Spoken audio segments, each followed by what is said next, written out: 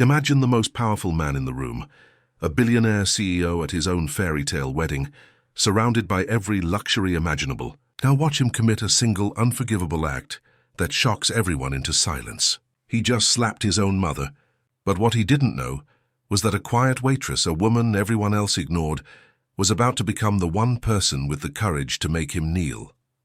This is a story about the one thing money can't buy: redemption. If you believe that true strength isn't about power but about character, then you need to watch this story to the end. Subscribe now and hit the notification bell, because we tell the tales that remind us what it truly means to be human. We have viewers from all over the world connecting with this story. I'm curious, which country are you watching from today? Let us know in the comments below. The air in the grand ballroom didn't just feel expensive, it felt untouchable. It was a curated atmosphere, a perfume of old money, new ambition, and white orchids so pristine they seemed made of polished porcelain. Crystal chandeliers, each a constellation of 1,000 captured stars, hung from a ceiling painted with scenes of Greek gods, who looked down upon the proceedings with marble-cut indifference. This was the wedding of Alexander Vance, not just a man, but an empire in a tailor-made tuxedo. At 38, he had built a tech conglomerate from a college dorm room idea into a global leviathan. He was the king of his own world, and today his coronation was complete with a bride who looked like she'd been sculpted by a press release, all dazzling smiles and impeccable pedigree. Every guest was a headline, a fortune, a pillar of a certain kind of society. They moved with the effortless grace of those who had never been told no, their laughter a sound of clinking ice in heavy crystal glasses. And on the periphery, we moved like ghosts. The staff. I was one of them, in a stiff black uniform that felt like a costume for a role I'd never auditioned for. My name is Clara. For tonight I was a waitress, a silent bearer of canapes and champagne, a fixture as functional and unnoticed as the gold-leafed wallpaper. My eyes, however, were always working. I saw the real things. The nervous twitch in the groom's jaw when he thought no one was looking. The way the bride's smile tightened just a fraction whenever her new mother-in-law approached. And the mother, Eleanor. That was her name. I knew it from the chatter. She was a small woman, softened at the edges by age and what looked like a lifetime of quiet endurance. She wore a simple, slightly outdated lavender dress, a stark contrast to the sea of designer silks and sharp tuxedos. She was a sparrow who had accidentally flown into an aviary of peacocks, and her son, the king peacock, seemed determined to keep her in her cage. I'd seen him earlier, his hand firm on her arm, his voice a low, sharp whisper as he guided her away from a group of important-looking investors. His message was clear: don't embarrass me. The tension between them was a live wire, humming beneath the string quartet's pleasant melodies. It was a tragedy waiting for its third act. I just didn't know I'd be stepping onto the stage. The climax began not with a shout, but with a mother's love. As speeches wound down, Eleanor, perhaps emboldened by love or wine, stood up. She moved towards the top table, towards her son, her hands clutching a small, worn Bible. It was a gesture of such pure, unvarnished affection, a piece of the past she wanted to bring into his glittering present. Her voice was thin, a fragile thread trying to be heard over the room's confident hum. "Alexander," she began, her fingers trembling slightly on the old Bible. "My son, I just wanted to say, I'm so proud of the man you've become." The room offered a smattering of polite, slightly condescending applause. The investors smiled with tight lips. This was not part of the scheduled program. Alexander's smile was a masterpiece of controlled panic, a tight, gleaming grimace that didn't reach his eyes. He took a half-step forward as if to intercept her. "Thank you, Mother. That's very kind." His tone was a dismissal, a period at the end of a sentence he hadn't written. But Eleanor, lost in a memory, didn't take the hint. "I remember," she continued, her voice gaining a little strength. "When you were 7, you built a little lemonade stand. You were so determined. You used my good linen tablecloth for the stand, and it got all stained with sugar." A ripple of light laughter went through the crowd. It was the wrong kind of laughter. It wasn't warm. It was amused. The story was too human, too ordinary for this audience of titans. It stripped Alexander of his CEO aura and painted him as a sticky-fingered boy. I saw his knuckles whiten around his champagne flute. "You worked so hard all day in the sun," Eleanor pressed on, misty-eyed. "And at the end of the day, you gave all the money. every single quarter, to the little Miller girl down the street because her family was struggling. You had such a good heart. The air went out of the room. The silence was immediate and absolute. In her mind, she was sharing a testament to his character. In this ballroom, she had just publicly announced that the great Alexander Vance came from a neighborhood where people struggled, that he had once cared about quarters, that his first capital was a stained tablecloth. It was an unforgivable sin in this temple of self-made wealth. Alexander's face transformed, the polished mask shattered, and what was beneath was raw, unfiltered fury. The charming CEO was gone, replaced by a humiliated little boy who was now a very powerful, very angry man. "That's enough, Mother," he said, his voice low and venomous. He took her arm, not gently. "You're tired. You're talking nonsense." "But Alex, it's true," she whispered, her eyes wide with confusion and hurt. "It showed who you are inside." That was the final straw. The mention of who he was inside, the implication that his core self was that boy from a struggling neighborhood, not the god in the tuxedo. He didn't just guide her away. In a motion of pure, unthinking rage, his hand came up. It wasn't a punch, it was worse. It was an open-handed, contemptuous slap across her face. The sound was like a single firecracker, sharp and ugly in the silent room. Time stopped.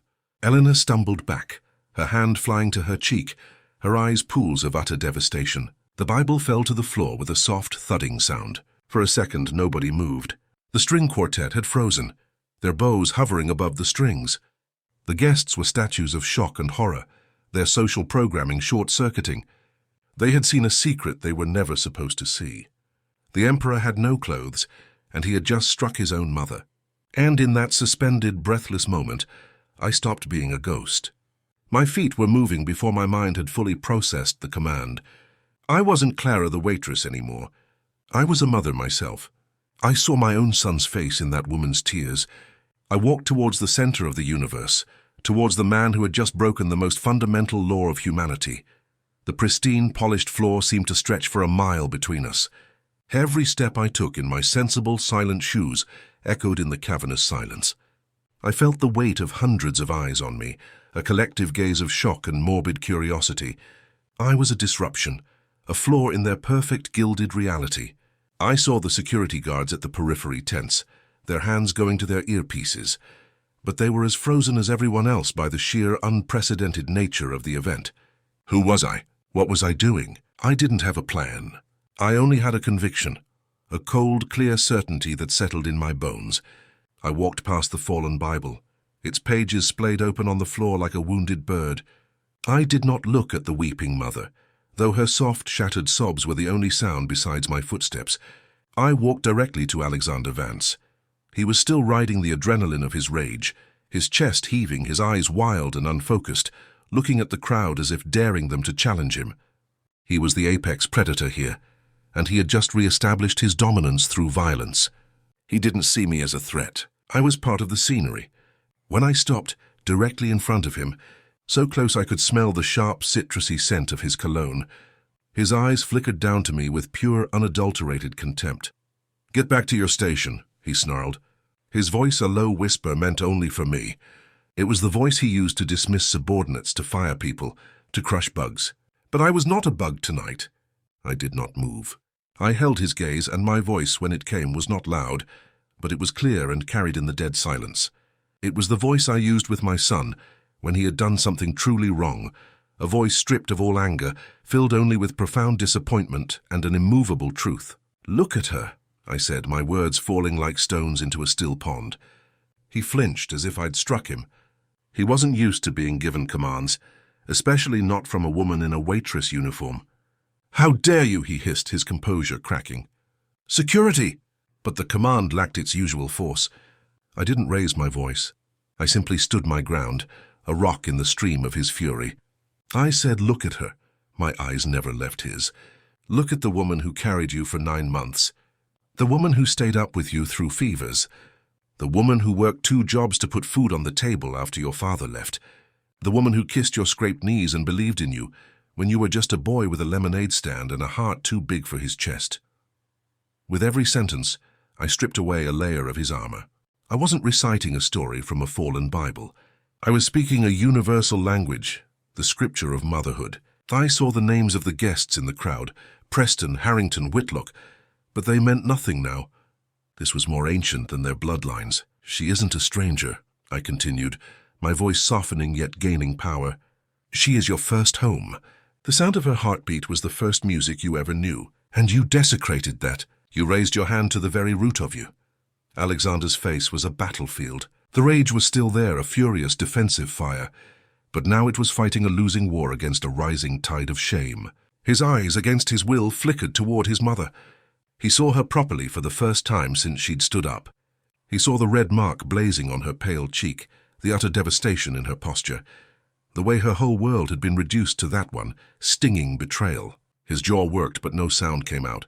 The CEO, the billionaire, the man who commanded boardrooms, had been rendered speechless by a truth he could no longer outrun. The air was so still you could hear the soft, ragged intake of Eleanor's breath from across the room. Alexander Vance was crumbling from the inside out.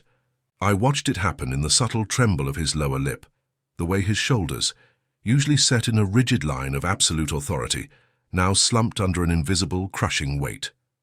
The billionaire facade was gone, and what remained was just a man, a terribly, tragically flawed man staring into the abyss of his own sin. The crowd was a gallery of held breaths, a silent jury witnessing a trial they never knew they'd attend. The power in the room had irrevocably shifted. It was no longer held in stock portfolios or social influence. It was held in the simple, unassailable truth I had spoken. He tried to speak, to reclaim some shred of his dominion, but all that emerged was a broken, hollow sound. He looked at his mother again, and this time he didn't see an embarrassment. He saw the lavender dress she'd probably saved for months to buy. He saw the worn hands that had once held his. He saw the love in her eyes, a love that even now, after his violence, had not been fully extinguished. It was just buried under an avalanche of pain. That undying flicker of her love was what finally broke him. His knees, those pillars that had stood so firm in boardrooms and on global stages, began to buckle. It was not a graceful surrender. It was a collapse. He didn't lower himself. He fell, the impact of his knees on the cold marble floor a jarring final thud that echoed more profoundly than the slap had. A collective gasp rippled through the ballroom, a mix of shock and a strange, reverent awe. He was on his knees before his mother, his head bowed not in prayer, but in a shame so complete it was almost physical. His perfectly styled hair was now a mess, his forehead nearly touching the floor. His body was racked with silent, shuddering sobs that he could no longer contain. The tears that fell onto the polished stone were not for the guests, not for his bride, not for his broken image. They were for her, for the boy he had been and the man he had failed to become. In that moment, he was no longer a CEO. He was just a son who had betrayed the one person who had loved him unconditionally. As I stood there, my task complete, the fire that had propelled me forward was gone, replaced by a quiet, solemn exhaustion. I looked at Eleanor. Her hand was still pressed to her cheek, but her expression had changed. The devastation was now mingled with a mother's instinctive, heartbreaking concern for her child in pain. She took a hesitant step forward, then another, her simple shoes whispering against the floor. She stopped beside her kneeling son. She didn't look at the crowd, at the flashing phone cameras that were now undoubtedly recording the entire humiliating spectacle. Her world had shrunk to this small space on the floor. Slowly, tentatively, she reached out a hand. She didn't strike him. She didn't yell. She placed her hand gently on his heaving shoulder. It was an act of grace so profound, it felt like the entire room let out a breath it didn't know it was holding. The spell was broken. Murmurs began to rise, a tide of shocked commentary. The bride had her face buried in her hands. The wedding was over. Whatever this was, it was something else entirely. I took a step back, receding into the background once more. My part in this drama was finished. I turned and walked away, not towards the kitchens, but towards a service exit. I needed air. I needed to be away from the stifling weight of all that gilded pain. I pushed the heavy door open, stepping out into the cool, anonymous night. The sounds of the city a welcome, mundane symphony after the opera of human emotion I had just witnessed. The story, of course, did not end with that night. A scandal of that magnitude, involving a figure of Alexander Vance's stature, was like throwing a bloody steak into a pool of piranhas. The videos, shaky and clandestine, went viral within the hour. The media had a field day. Billionaire brute. Wedding day slap. The fall of Alexander Vance.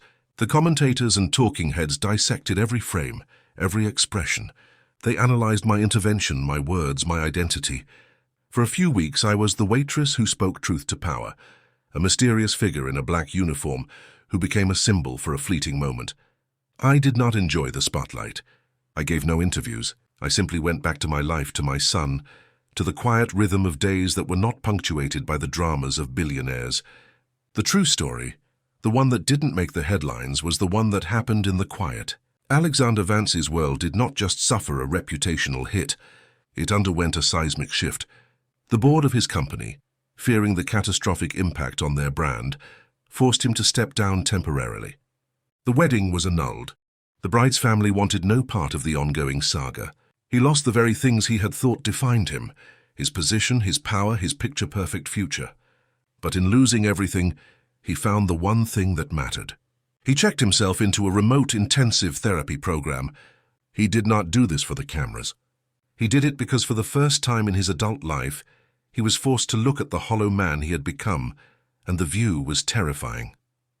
He began the long, painful, unglamorous work of digging down to the root of his anger, his shame, his disconnect from the boy with the lemonade stand. And he started with his mother. He didn't send her to a luxury estate or buy her a new house. He went to her small, modest home himself.